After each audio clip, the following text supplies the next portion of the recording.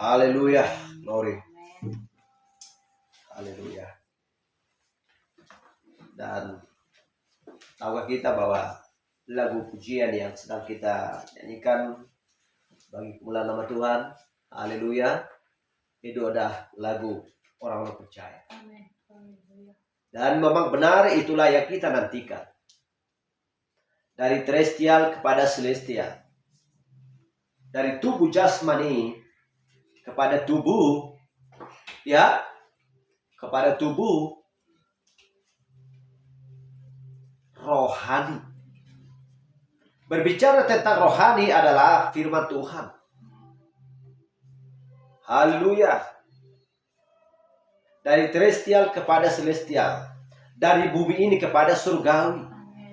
Jadi Tuhan menyediakan tubuh teofani bagi kita. Bagi setiap orang percaya.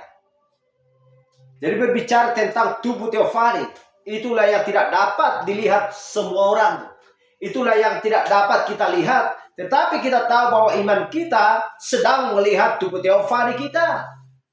Dan kita sudah tahu bahwa Yesus Kristus memiliki tubuh teofani. Haleluya. Dan juga Nabi Yohanes sedang tahu. Haleluya. Semua orang-orang kudusnya Tuhan tahu bahwa mereka adalah memiliki tubuh teofani. Jadi kita pada waktu yang indah ini Tuhan memberikan kepada kita, menghantarkan kita sampai kepada tahun 2025 ini. Haleluya. Awal pada tanggal 1 Januari. Kenapa kita sampai berada di sini? Kenapa Yesus Kristus belum datang? Karena dia berkata, ya. Tetapi tentang saat itu tidak seorang pun yang tahu. Malaikat-malaikat di surga tidak, anak pun tidak, hanya Bapa sendiri. Matius 24 ayat 36. Tuhan mengatakan demikian. Itulah di setiap saat ada penentuan. Ada waktu sesuai dengan programnya Allah sendiri. Bahwa dia belum datang. Karena belum waktunya datang. Tetapi setiap orang pilihannya Tuhan. Setiap orang yang takut akan dia selalu menantikan kedatangan Tuhan. Sekalipun kedatangan Tuhan tidak tepat pada masa hidupnya. Haleluya. Dan kita melihat ketika Nuh berada di bumi ini, membangun batra, menyampaikan pesan atau khotbah selama 120 tahun, dia selalu sabar menantikan janji Allah. Padahal umur manusia sekarang 70. Kalau kuat, Tuhan memberi bonus di atas 70 tahun. Haleluya. Apakah tidak sabar untuk menantikan kedatangan Kristus? Kalaupun ia tidak datang tepat seperti yang saya katakan tadi, tepat pada masa hidupnya, yang jelas dan pasti bahwa dia sudah memiliki kehidupan yang kekal dan mewarisi Yerusalem yang baru. Haleluya. Haleluya. Jadi kita bukan sekedar melewati tahun yang sudah lampau, pergantian tahun. Secara jasmani bisa dikatakan tahun baru, tetapi kalau secara rohani itu tidak bisa dikatakan bahwa disebut tahun baru. Karena hanya ada satu tahun baru, yaitu ketika kita sampai di Yerusalem yang baru. Haleluya. Amin. Haleluya. Itulah warisan kita. Sesuai dengan iman. Sesuai dengan kesungguh-sungguhan kita sehari-hari untuk memperjuangkan dan mempertahankan firman yang ada dalam palungan kita. Karena kita tahu tidak ada yang lain tabut tempat firman atau tempat Roh Kudus selain daripada tabut yang ada di dalam palungan kita ini. Kalau di zaman dulu perjanjian lama, Allah ada di bawah tabut. Haleluya. Tetapi sekarang bahwa roh ada di dalam Daud kita. Amin. Jadi kita bukan hanya sekedar melewati apa yang sudah kita rasakan di hari yang sudah lampau, ya, di tahun yang sudah lampau, apa yang kita rasakan, apa yang kita alami, apa yang kita dapatkan, ya, apa yang kita hidupi, dan itu tidak akan bisa diulangi kembali. Itu sudah berlalu. Haleluya. Bagaimanapun kehebatan manusia di muka bumi itu tidak bisa dikendalikan, satu detik pun tidak bisa. Karena Tuhan, ya, sudah buat aturannya. Amin. Selalu berjalan. Haleluya. Jadi kita harus, ya, merenungi kasih Yesus Kristus kepada kita. Dia memberikan kesehatan, menghantarkan kita sampai tahun 2025 ini dengan keadaan sehat dan bersuka cita. Jadi berarti kalau apa yang kita minta kepada Tuhan, Dia akan kasih lebih lagi. Dia akan berikan lebih lagi. Sesuai dengan apa yang kita butuhkan. Untuk supaya apa? Untuk supaya setiap anak-anaknya, mempelai wanitanya, setiap orang percaya berada tetap di dalam jalurnya Tuhan. Jadi Tuhan sediakan. Sekalipun itu, ya, belum tiba saatnya. Karena sesuai dengan perjalanan kita, kita masih di, contohnya di perjalanan 70% atau 60%.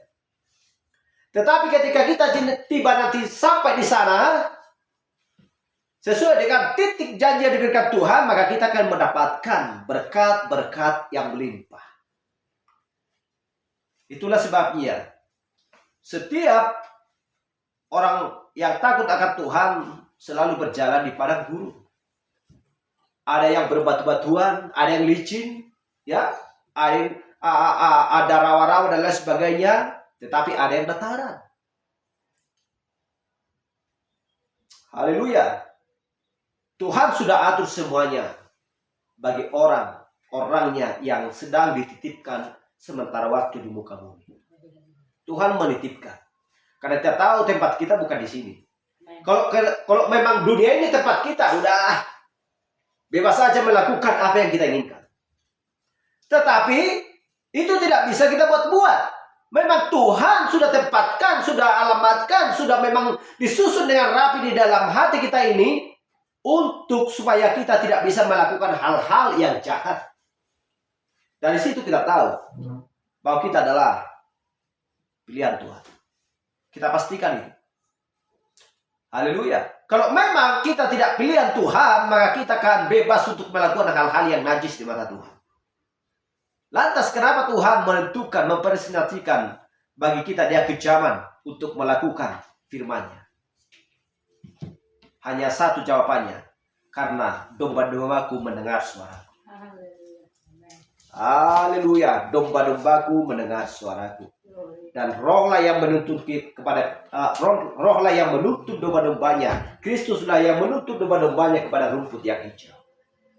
Dan pasti bahwa setiap pohon, karena pilihan Tuhan adalah sebuah pohon, ya, digambarkan dengan pohon, pasti ditanam di tepi aliran sungai. Haleluya. Dan menghasilkan buah tepat pada musimnya, tepat waktunya. Jadi kita bukan sekedar hanya melampaui tahun 2024 sampai tahun 2025. Dan kita kita, ya, selalu berjaga-jaga. Kita selalu memperhatikan hal-hal apakah yang akan datang. Tuhan sudah ajarkan kepada kita hal-hal yang akan datang. Karena tidak ada yang baru di muka bumi. Tidak ada yang baru di bawah kolong langit. Haleluya. Zaman ini hanya mengulangi dirinya sendiri sesuai dengan sejarah. Haleluya. Jadi kita akan raih benar-benar, ya, kita benar-benar berjuang sebagaimana Israel sampai ke tanah perjanjian. meraih tanah warisan tersebut. Kita benar-benar berjuang, baik secara jasmani terlebih secara rohani. Kita selagi Tuhan memberikan waktu bagi kita, kita hargailah waktu yang diberikan Tuhan kepada kita. Haleluya. Kita hargailah matahari, kita hargailah bintang, kita hargailah bulan, kita hargailah bumi yang sedang diberikan Tuhan kepada kita. Tempat kita sementara waktu. Haleluya. Karena zaman sudah semakin canggih, sudah semakin maju. Apakah Raja Wali tidak akan bisa semakin naik tinggi? Udah jelas. Karena Tuhan sudah tentukan bahwa Raja Wali itu semakin naik tinggi. Haleluya. Glory. Baik, mari kita buka Alkitab kita.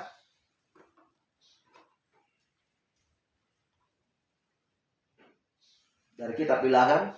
Dan sujud kita pada waktu yang indah ini adalah kenapa orang begitu terombang-ambing. Kenapa orang-orang begitu terombang-ambing? Karena tahun sudah berjalan, selalu banyak orang yang selalu terombang-ambing.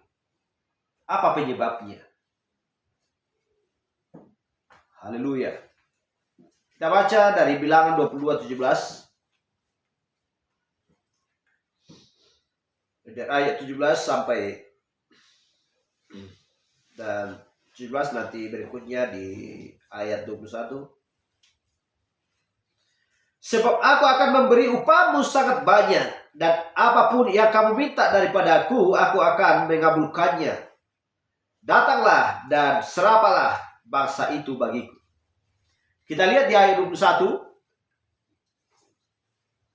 Lalu bangunlah Bileam pada waktu pagi, dipelanainya lah keledainya yang betina, dan pergi bersama-sama dengan pemuka-pemuka Moab. Kita baca juga di Hakim-Hakim 16.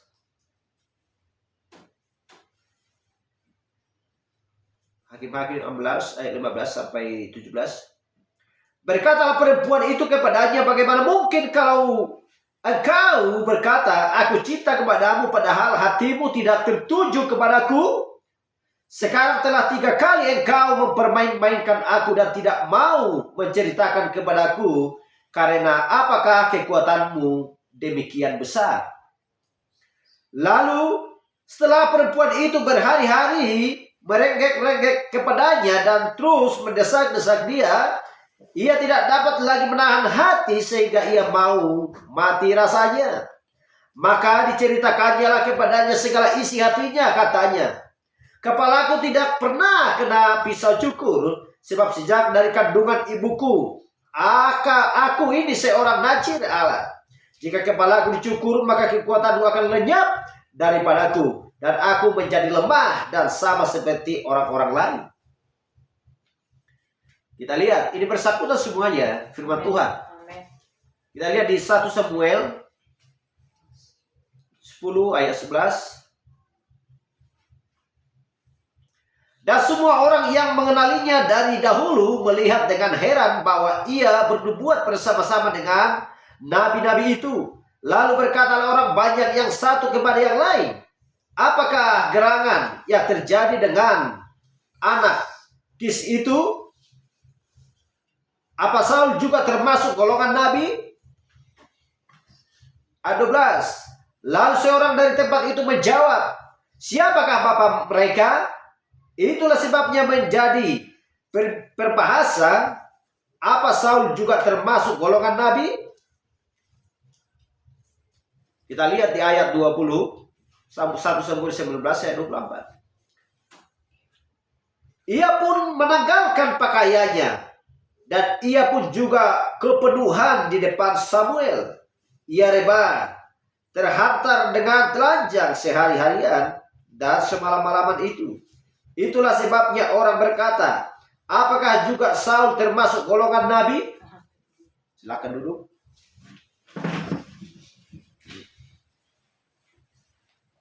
Haleluya. Dan kita melihat di sini bahwa di Bilangan 22 berbicara tentang ya Bilangan 22 ayat 17 ini berbicara tentang antara Balak dan juga Bileam. Antara Balak dan Bileam. Kita tahu bahwa pada waktu itu adalah Balak adalah seorang raja Moab. Dan Bileam pada waktu itu dia adalah seorang nabi bagi Israel. Sebelum bangsa Israel keluar dari Mesir, karena mereka sedang berada di dalam perjalanan. Haleluya. Kenapa dikatakan di sini di dalam Bilangan 22:17 dan juga 21 tentang Balak dan Bileam? Kalau sudah berbicara tentang Balak dan Bileam, berarti Bileam pada waktu itu menerima suap dan upahan daripada si Balak. Sementara dia adalah seorang raja. Berarti dia adalah seorang upahan. Dia adalah seorang raja, seorang nabi, ya, upahan dan murahan.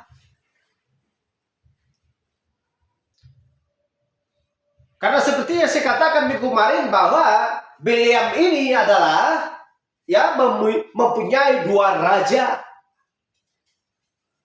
Yang satu adalah Balak dan yang satu adalah Tuhan. Jadi dia tergiur oleh karena uang. Padahal Tuhan sudah mengatakan bahwa siapa mengutuk Israel, maka mereka akan terkutuk. Barang siapa memberkati bangsa Israel, maka dia akan terberkati. Siapa yang bisa mengutuk Israel? Bijinya mata Tuhan, tidak ada seorang. Lantas kenapa Bileam ini bisa ditawar-tawar oleh Balak? Oleh karena uang. Sehingga dia menjadi jatuh. Betapa ngerinya seorang utusan Tuhan, seorang nabi, jatuh oleh karena uang, oleh karena tawaran dunia. Bukankah ini tidak sama dengan Simpson? Bukankah ini tidak sama dengan Saul? Haleluya. Banyak dibuat Tuhan di dalam Alkitab sebagai contoh dan teladan untuk supaya umatnya atau pilihannya tidak terjerumus oleh karena keindahan dunia, oleh karena uang, oleh karena tawaran. Haleluya.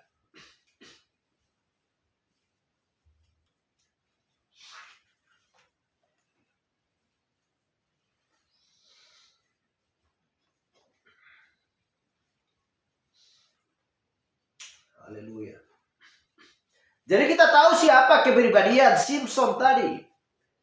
Ketika dia memiliki seorang perempuan yang cantik yang namanya Delila, dia dipengaruhi, dia dirayu dan dibujuk.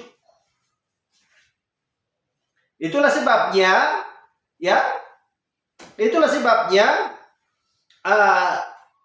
melalui popularitas dia ingin menjadi besar dan berada di atas orang lain. Ketertarikan. Itulah arti popularitas, ketertarikan. Haleluya. Artinya menerima imbalan. Karena ada suatu prinsip dan ide yang tidak baik di dalam hatinya. Dan apa yang terjadi bagi hidup Simpson? Apa yang terjadi? Dia memberikan rahasia Tuhan kepada Delila. Tuhan sudah berkata, jangan katakan itu kepada siapapun. Karena itu adalah sebuah rahasia yang tidak dapat diketahui oleh siapapun. tetapi oleh karena tawaran, sehingga dia terjerumus mengakibatkan dia mati. Haleluya. Bukankah Simpson sebuah gambaran bagi gereja? Bukankah Simpson menjadi sebuah gambaran bagi mempelai wanita? Tetapi kita lihat, alangkah baiknya Tuhan itu sangat memiliki kasih yang benar bagi orang-orang yang takut akan Dia. Sekalipun sudah melakukan kejahatan dan dosa pelanggaran dan lain sebagainya, Tuhan selalu Tuhan selalu mau menerima dengan permohonan yang sungguh. Haleluya. Tetapi tujuan Tuhan untuk supaya jangan sampai terjerumus. Berjaga-jagalah. Jangan sampai terjerumus dan terjatuh oleh karena dunia ini. Tuhan sudah ingatkan, aku mau mengampunimu sekali lagi. Itulah sebabnya Tuhan mendengarkan doa Simpson. Sekali lagi Tuhan. Sekali lagi Tuhan, aku mohon. Aku sudah terlanjur untuk memberikan rahasia. Kau berikan itu kepadaku, kepada istriku. Haleluya. Dan Tuhan berikan kekuatan sekali lagi kepada dia, sehingga dia bisa meruntuhkan bangunan yang begitu besar, sehingga menimpa semua orang yang ada di dalamnya, sehingga mereka semua pun mati. Tetapi kita lihat, Tuhan sudah ingatkan, ini adalah sebuah perlambang. Jangan dicoba-coba untuk menjual firman Tuhan untuk supaya mendapatkan uang. Dan untuk supaya terkenal. Supaya disanjung-sanjung orang. Haleluya.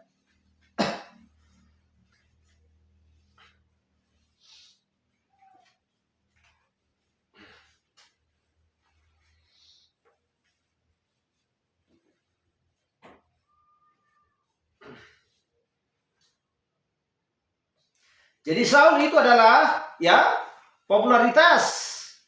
Dia adalah seorang nabi. Alkitab katakan dia terhitung bersama nabi-nabi, dan melalui popularitas dia ingin menjadi besar dan berada di atas orang lain. Dia jatuh oleh karena hal itu. Kita bayangkan, pada waktu itu ada Samuel, nabi bagi bangsa Israel. Tetapi rakyat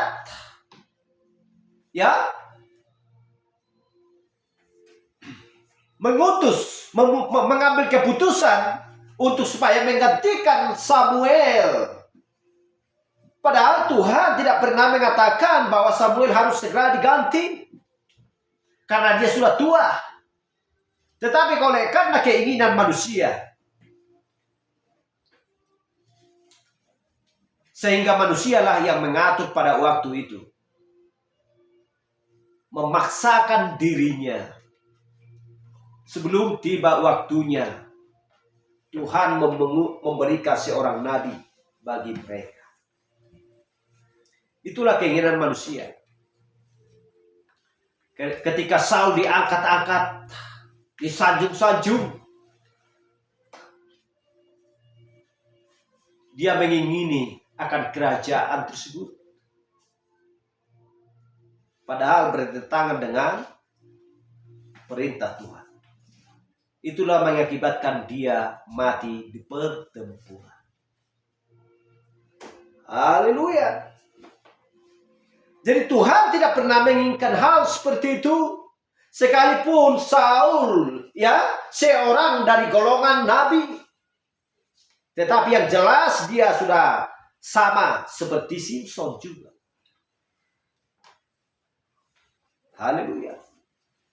Bukankah Bileam seorang nabi? Bileam adalah seorang nabi. Tetapi oleh karena tawaran dia juga jatuh. Haleluya. Dan meninggalkan firman, meninggalkan Allah.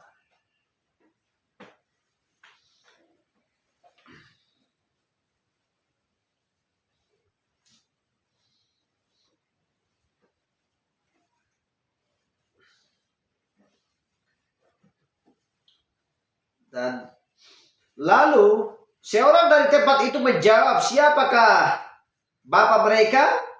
Itulah sebabnya menjadi peribahasa, apakah Saul juga termasuk golongan nabi? Firman Tuhan mengatakan bahwa Saul adalah nabi. Itu tidak bisa digagalkan. Tetapi dari perbuatannya mengakibatkan dia jatuh. Artinya mati di pertempuran. Dia tidak bisa merebut kemenangan.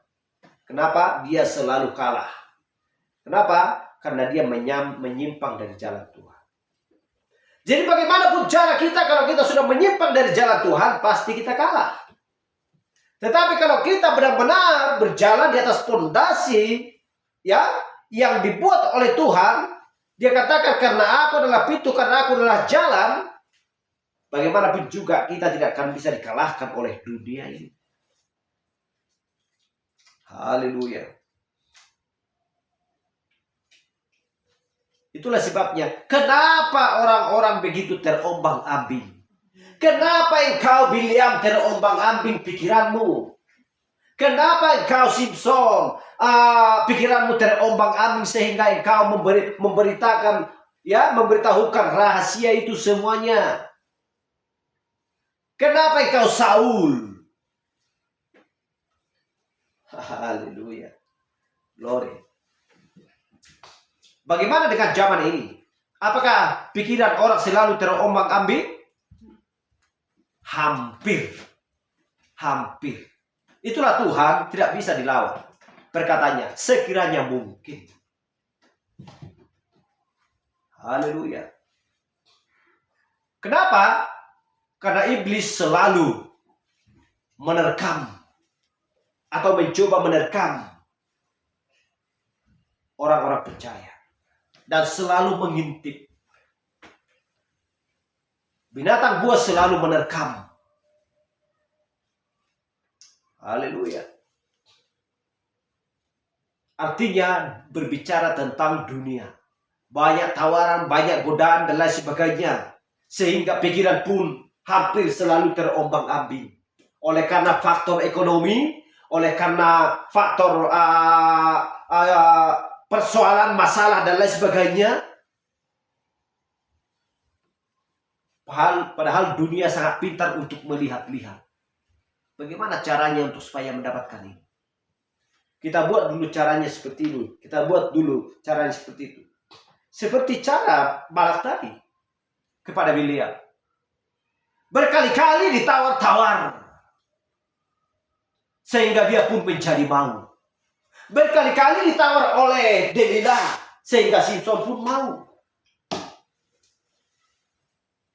Berkali-kali ditawarkan oleh rakyat sehingga Saul pun mau menjadi seorang raja tanpa perintah Tuhan.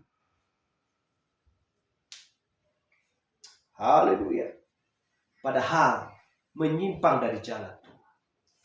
Ini adalah sebuah teguran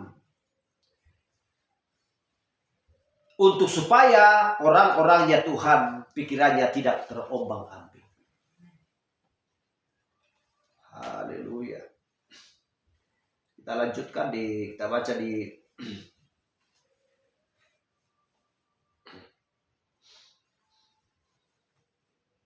karena kita ya sudah sering bahas tentang Balak ini ya, dan juga tentang si Simson ini. Haleluya. Haleluya. Kita sudah mengerti semuanya ini. Dan siapakah Bileam, kita sudah mengerti semuanya itu.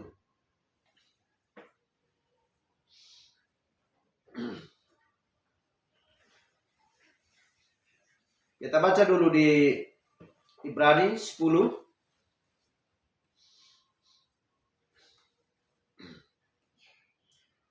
Ibrani 10 ayat 19 sampai 22. Jadi saudara-saudara, oleh darah Yesus kita sekarang penuh keberanian dapat masuk ke dalam tempat kudus. Karena ia telah membuka jalan yang baru dan yang hidup bagi kita melalui tabir, yaitu dirinya sendiri. Dan kita mempunyai seorang imam besar sebagai kepala rumah Allah. Karena itu marilah kita menghadap Allah dengan hati yang tulus, ikhlas, yang keyakinan iman yang teguh. Oleh karena hati kita telah dibersihkan dari hati nurani yang jahat dan tubuh kita telah dibasuh dengan air yang murni. Haleluya. Kita lihat apa yang dikatakan oleh Rasul Paulus di sini. Marilah kita, saudara-saudariku,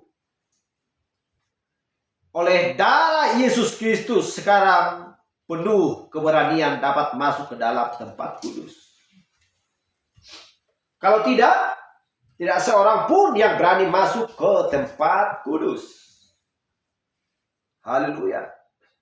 Karena Tuhan sudah membuka jalan yang baru. Ya, yang hidup bagi kita melalui tabir, yaitu dirinya sendiri. Dan kita mempunyai seorang imam besar sebagai kepala rumah Allah.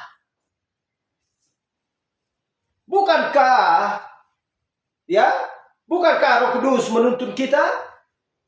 Roh Kuduslah yang menuntun kita kepada seluruh jalan kebenaran. Sesuai dengan iman kita. Apakah kita tidak berani masuk ke tempat kudusnya? Karena itu marilah kita menghadap Allah dengan hati yang tulus, ikhlas, dan keyakinan dengan iman yang teguh, bukan terombang-ambing yang dimaksudkan. Haleluya.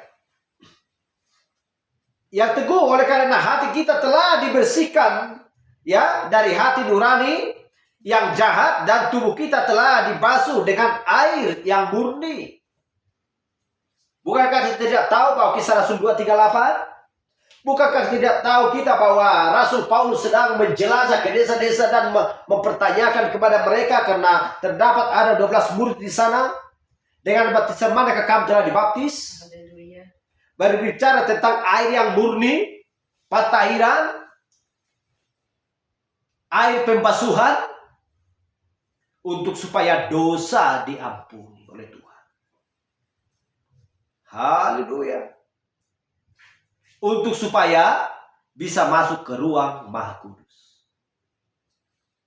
Masuk terlebih dahulu ke ruang kudus, setelah itu sampai ke ruang Maha Kudus.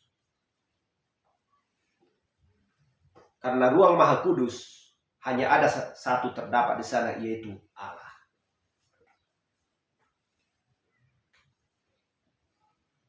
Haleluya. Tetapi bukan sembarangan masuk ke sana. Harus melalui persyaratan seperti yang kita baca tadi. Teguhkan dulu, yakinkan dulu. Apakah kamu tidak terombang-ambing? Haleluya. Kalau sudah memiliki firman dan sudah melakukan firman pada zamannya, sudah pasti sudah pasti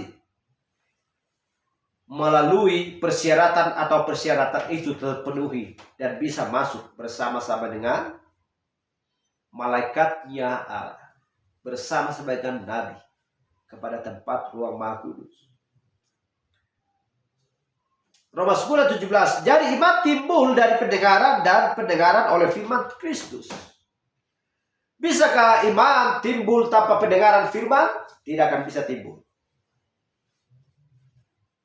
Haleluya. Mendengar terlebih dahulu. Setelah mendengar, kita sudah tahu apa yang harus kita lakukan selanjutnya adalah menerima.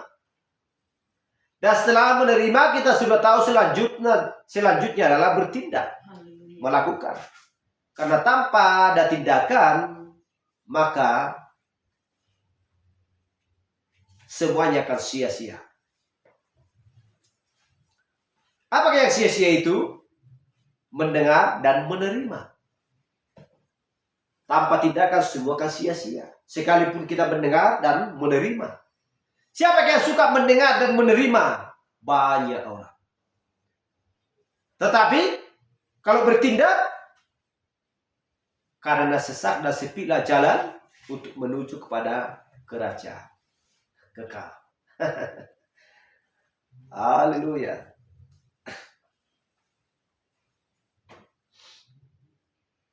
Roma 8 ayat 38. Sebab aku yakin bahwa baik maut maupun hidup, baik malaikat-malaikat maupun pemerintah-pemerintah, baik yang ada sekarang maupun yang akan datang, atau kuasa-kuasa, baik yang di atas maupun yang di bawah, ataupun sesuatu makhluk lain, tidak akan dapat memisahkan kita dari kasih Allah yang ada dalam Kristus Yesus Tuhan kita. Siapa yang dapat memisahkan? Tidak ada seorang pun. Haleluya. Baik pemerintah maupun pemerintah, maupun kuasa yang ada di atas atau di bawah. Haleluya. Maupun makhluk lain, jika tidak dapat memisahkan kita dari kasih Allah. Dan kita sudah tahu bahwa kasihlah satu-satunya, karena kasih sendiri adalah Kristus yang menutup piramid tersebut dari iman sampai kasih ke saudara-saudara. Karena kasih adalah roh itu sendiri dan kasih adalah materai. Haleluya. Kalau tanpa kasih Yesus Kristus, tidak ada seorang pun manusia yang ada di muka bumi bisa tertolong. Semua memiliki kesalahan. Itulah sebabnya di kitab Mazmur mengatakan demikian. Di dalam kandungan pun sudah bersalah. Setelah lahir mengucapkan dusta. Bukankah itu tidak dosa? Haleluya. Jadi Tuhan membasuh semuanya itu. Sehingga kasih Yesus Kristus dia di dalam hati dan pikiran kita. Karena kasih adalah koreksi. Karena kasih adalah firman Tuhan. Kapan saja bisa kita melakukan kasih dengan perbuatan dan sifat dari karakter kita sehari-hari. Haleluya. Tuhan berkata, dari buahnya kamu mengenal siapa mereka. Tidak bisa dibohongi. Itulah sebabnya tidak bisa dipisahkan. Ya, kita dari kasih Allah. Dari yang ada di dalam Yesus Kristus. Kita tidak akan bisa dipisahkan. Haleluya.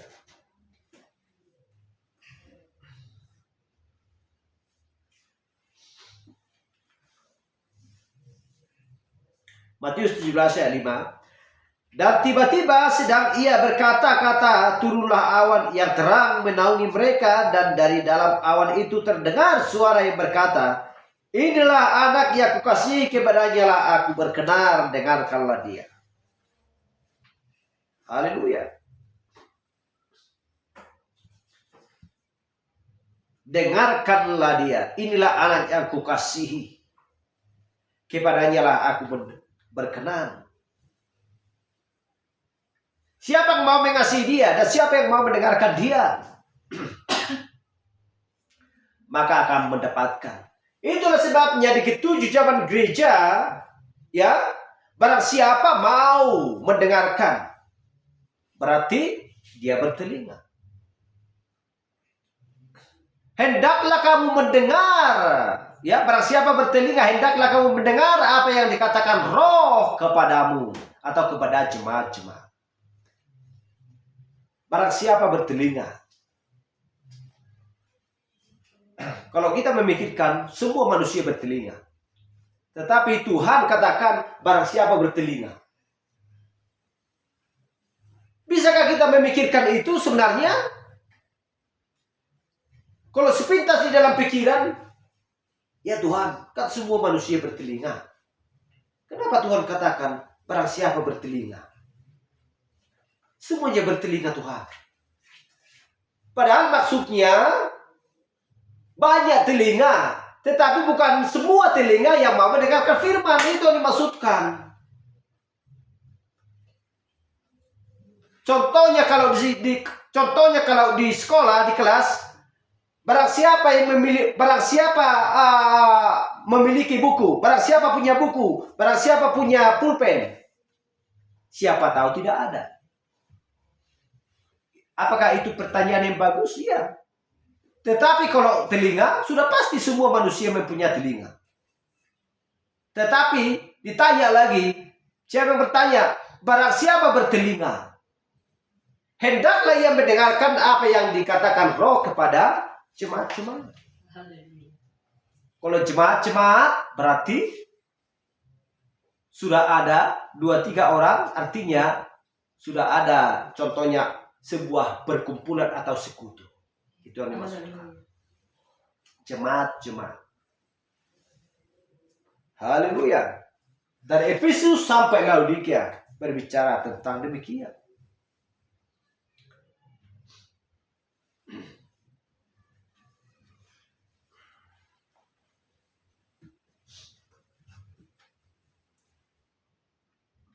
Kita baca lagi di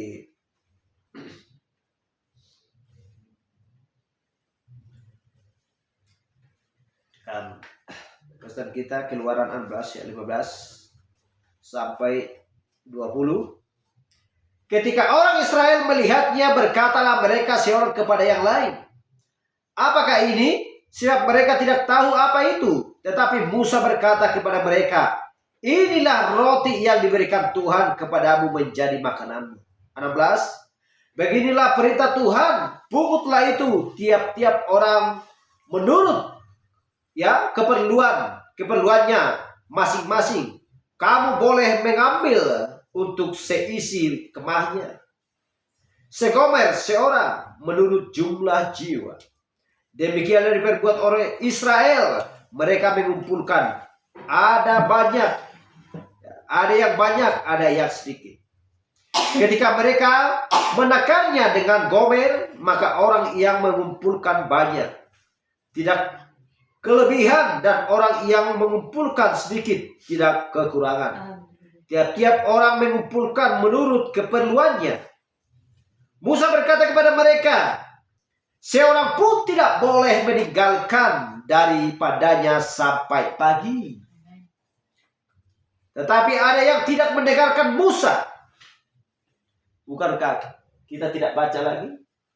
Barang siapa bertelinga, mereka ini semua bertelinga. Tetapi apa yang dikatakan Musa di sini? Tetapi ada yang tidak mendengar, karena dia tidak punya telinga. Karena ada yang tidak mendengarkan Musa dan meninggalkan daripadanya sampai pagi. Lalu berulat dan berbau busuk, maka Musa menjadi marah kepada mereka. 21. Setiap pagi mereka memungutnya, tiap-tiap orang menurut keperluannya, tetapi ketika matahari panas, cairlah itu. Haleluya. Kita pun sudah paham ini. Berlakukah zamannya Nuh di zaman ini? Tidak. Kalau berlaku, ya dibangun ajalah bahtera sebesar-besarnya. Siapa tahu nanti datang air bah. Tuhan tidak pernah menjanjikan bahwa air bah datang lagi, sebab dia sudah berjanji. Haleluya. Dia sudah berjanji tidak akan mendatangkan air bah lagi.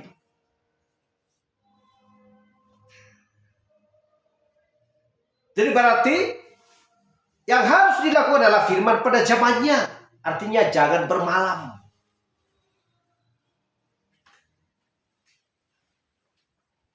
Haleluya. Bisakah berlaku zamannya Musa di zaman ini? Tidak akan bisa.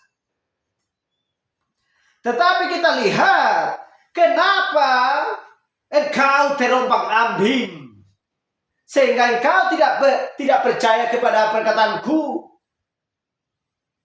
Janganlah sisakan, jangan sampai bermalam, padahal dia sengaja. Haleluya. Apa yang ada dalam hatinya?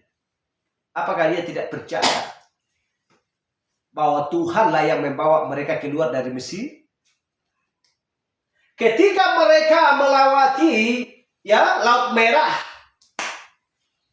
Tuhan menyediakan bagi mereka makanan, yaitu makan manna yang turun dari surga. Dan juga air yang keluar dari batu yang dipukul oleh Musa. Kenapa mereka tidak percaya? Mereka sudah menyeberang, toh juga ada dari pihak mereka tidak percaya. Takut, lapar. Haleluya. Takut kehilangan makanan. Padahal Tuhan sudah perintahkan jangan. Kenapa hatinya terombang-ambing? Haleluya. Seperti yang saya katakan tadi, banyak yang masuk ke gereja, mendengarkan firman, bernyanyi, berdoa dan lain sebagainya, tetapi selalu hatinya terombang-ambing. Setelah pulang dari sana udah nggak ingat lagi, kembali lagi ke habitatnya, Haleluya. Gak bisa dilihat hal-hal seperti itu.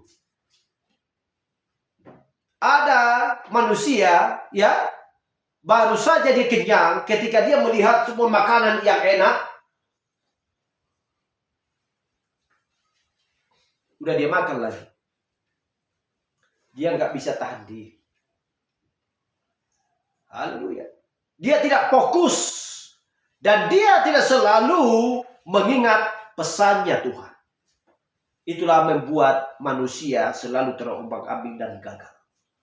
Kalau selalu ingat apa kata Tuhan, oh iya, tunggu, jangan kita lakukan itu. Haleluya.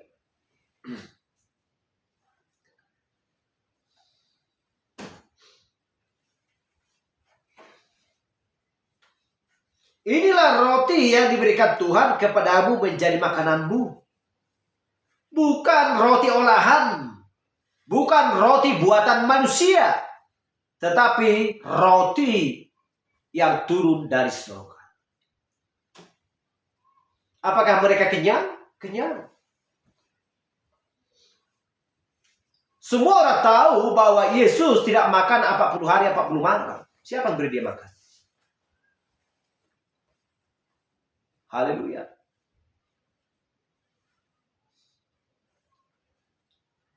Beginilah firman Tuhan, pungutlah itu tiap-tiap orang menurut keperluannya masing-masing. Kamu boleh mengambil untuk seisi kemahnya, segomer seorang menurut jumlah jiwa. Tuhan membagi-bagikan dengan adil, sesuai dengan takaran dan ukuran mereka masing-masing.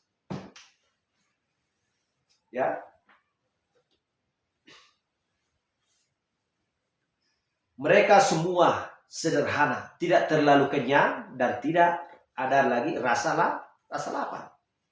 Sebagaimana dengan makan biasa. Begitulah mereka. Demikianlah diperbuat oleh Israel. Mereka mengumpulkan, ada yang banyak, ada yang sedikit, sesuai dengan takaran mereka. Karena ada jumlahnya banyak di dalam kemah, ada jumlahnya sedikit di dalam kemah.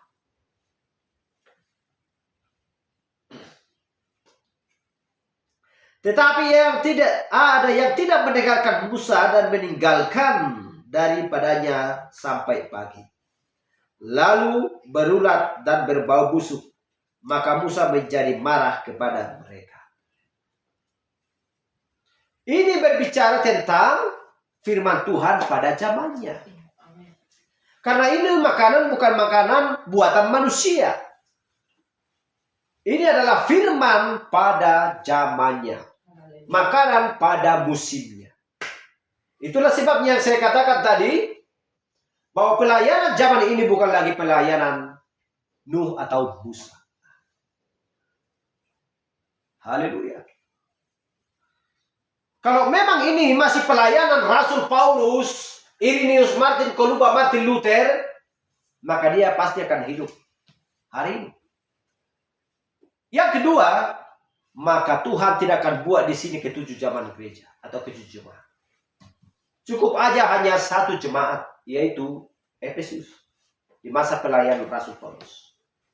Tetapi kenapa dikatakan, barang siapa bertelinga hendaklah kamu mendengar apa yang dikatakan Roh kepada jemaat-jemaat di ketujuh jemaat ini. Tidak ada tertulis di dalam kitab Wahyu bahwa hanya dikatakan itu kepada zaman Sardis atau Tiatira. Enggak ada. Terus dikatakan seperti itu di setiap tujuh zaman gereja. Berarti ada firman pada zamannya yang dibawakan oleh utusan tersebut. Karena Roh lah yang berbicara, ya, melalui seorang utusan. Roh lah yang membawa pesan, sehingga utusan itu yang menyampaikan pesan kepada jemaat-jemaat melalui Roh. Haleluya. Simpel sebenarnya, sederhana firman Tuhan.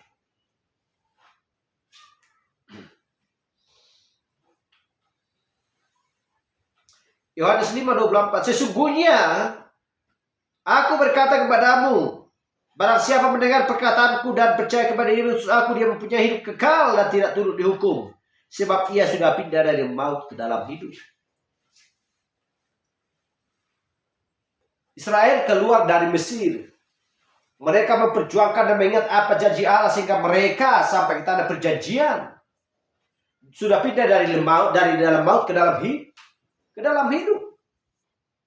Bagi bangsa kafir, mempelai wanita Kristus di zaman ini sudah pindah dari dalam maut ke dalam hidup.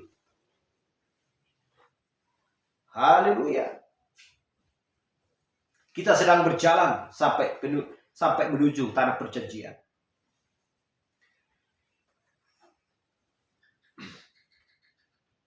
Haleluya. Kisah Para Rasul 19 ayat 2, katanya kepada mereka, sudahkah kamu menerima Roh Kudus ketika kamu menjadi percaya? Saya sudah terangkan tadi. Akan tetapi mereka menjawab, dia belum. Ya. Mereka menjawab Paulus, belum. Bahkan kami belum pernah mendengarkan bahwa ada Roh Kudus. Mereka belum mengerti dan belum tahu apakah itu Roh Kudus. Bagaimana dengan zaman ini? Ya, sudah ribuan tahun semua tahu bahwa ada Roh Kudus. Lantas kenapa tidak terima? Bagaimana caranya untuk menerima Roh Kudus? Ini sebuah keyakinan yang ditanyakan oleh Rasul Paulus. Haleluya. Dan selanjutnya di ayat 3 dikatakan, oleh karena itu dengan baptisan manakah kamu telah dibaptis? Dengan baptisan Yohanes. Baptisan Yohanes adalah baptisan orang yang telah bertobat. Artinya orang yang telah bertobat sudah terima bahwa Yesus Kristus mati di kayu salib oleh karena manusia, tetapi belum ada pengampunan dosa. Bagaimana caranya? Itulah sebabnya mereka dibaptis di dalam nama Tuhan Yesus Kristus untuk pengampunan dosa mereka. Seperti dikatakan oleh Petrus kepada orang-orang Yahudi. Bertobatlah. Mereka sudah bertobat, tetapi berilah dirimu dibaptis dalam nama Tuhan Yesus Kristus untuk supaya dosa diampuni. Setelah itu, apa yang dapatkan? Karunia Roh Kudus. Turunlah Roh Kudus kepada mereka. Haleluya. Kalau sudah turun Roh Kudus, berarti mereka sudah memiliki telinga. Barang siapa bertelinga, hendaklah kamu, ya, hendaklah kamu mendengar apa yang dikatakan Roh kepada jemaat. Haleluya.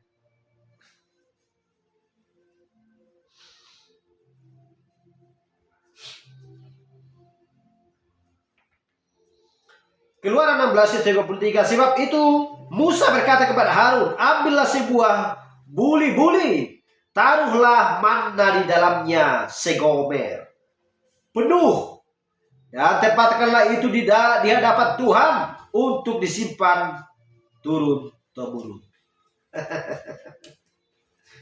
Haleluya.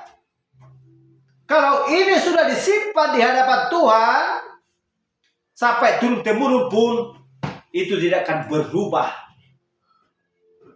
Tidak akan berubah. Manisnya, enaknya, semua tidak berubah. Kalau di mana disimpan? Kalau firman Tuhan ini adalah roti, kalau ini sudah disimpan di dalam tabut kita ini, di dalam palungan kita ini, rasanya tidak akan berubah. Haleluya. Kalau sudah benar-benar kita miliki firman, tidak akan bisa berubah. Dari mana kita tahu? Ibrani 13 ayat 8 berkata. Haleluya. Amin. Haleluya. Tetapi kalau tidak ada firman, pasti terombang-ambing. Lantas ada jawaban, kenapa orang begitu terombang-ambing? Berarti tidak ada firman. Kalau ada firman, Musa menyuruh Harun, ambillah sebuah buli-buli, taruhlah manna di dalamnya segomer penuh, dan tempatkanlah itu di hadapan Tuhan untuk disimpan turun-temurun. Haleluya. Glory.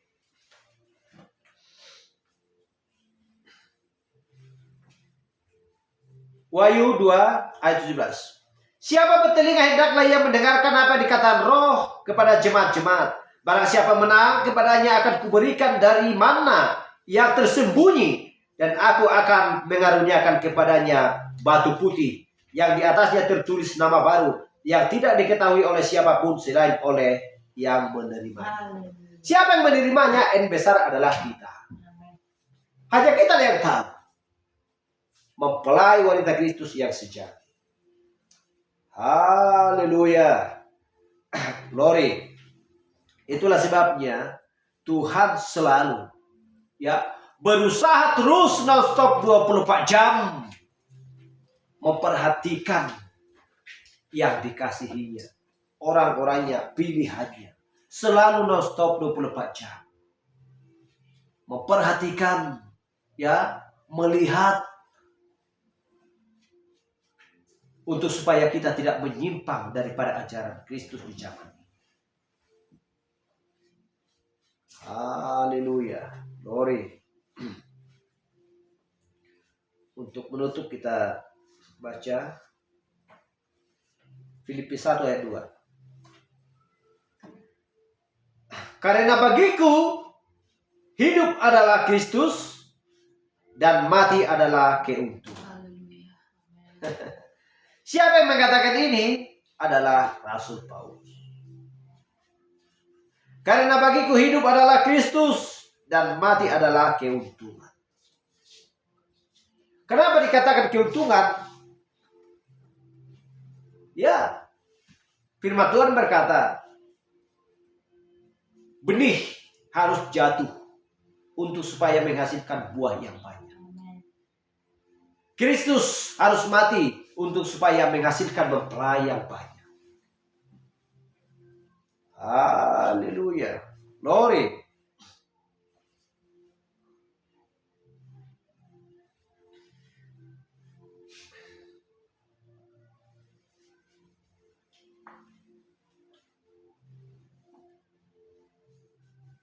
Dan kita selalu berjuang terus.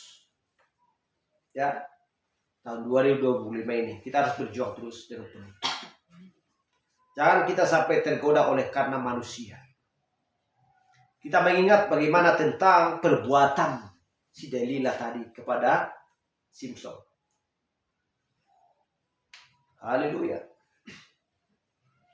Kita melihat tadi bagaimana tentang perbuatan Saul. Kita melihat tadi bagaimana tentang cara Balak untuk memperdaya Bileam. Haleluya. Jadi kita harus hati-hati. Bersahabat pun harus hati-hati. Kalau perkataannya cocok, kita terima. Tidak cocok, sudah semakin ngaur, kita tinggalkan. Maksudnya apa? untuk supaya Roh Kudus tidak meninggalkan kita. Kalau sudah Roh meninggalkan, tidak akan bisa dipulihkan kembali. Karena hanya ada satu pemulihan. Pemulihan di akhir zaman ini. Apa yang sudah dimakan oleh belalang, pengiri, pelompak, belalang, pindahan, ya, Tuhan berjanji aku akan memulihkan. Inilah tahun pemulihan. Tidak ada lagi tahun yang akan datang selain daripada tahun ini adalah tahun pemulihan, yaitu zaman Laodikia. Tidak ada lagi gereja yang lain, jemaat yang lain selain daripada zaman Laodikia. Tuhan sudah pulihkan. Kita cari kesempatan baik secara jasmani, baik secara rohani. Kita harus siap menghadapi ya sistem ekonomi yang dimana pemerintah sangat licik. Kita harus siap menghadapi. Banyak tantangan, baik masalah, baik persoalan, berbagai macam hal mereka berbuat untuk supaya menindas orang-orang kecil. Tetapi tidak ada yang bisa kita dapat anggarkan ya untuk bertarung selain daripada roh ya yang ada di dalam palungan kita ini. Inilah yang kita bisa andalkan sehari-hari sesuai dengan kehendak Allah. Yakinlah dan percaya kita akan tidak pernah terjerumus sehingga terjatuh. Karena kita tahu bahwa Roh Kudus selalu ada non-stop 24 jam untuk menopang kita dan selalu menjaga kita. Haleluya. Jangan takut, tidak ada seorang pun manusia yang di bumi ini yang takut akan Tuhan, yang selalu taat kepada perkataan Tuhan, ya, yang tidak mempunyai ayah. Karena dia berkata, aku tidak membiarkan kamu anak-anakku sebagai yatim piatu.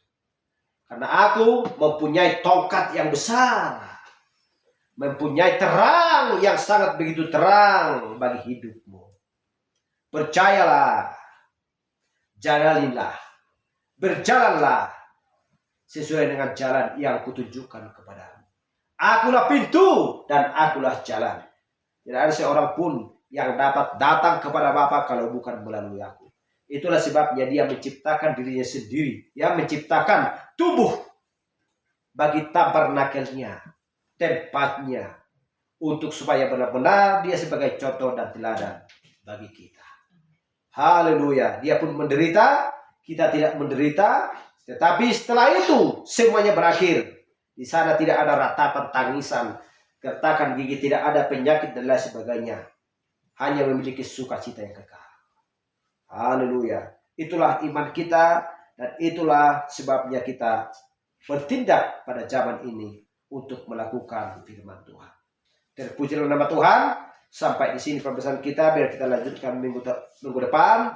Tuhan memberkati kita. Haleluya. Amin. Dan Tuhan selalu mengasuh kita siang dan malam.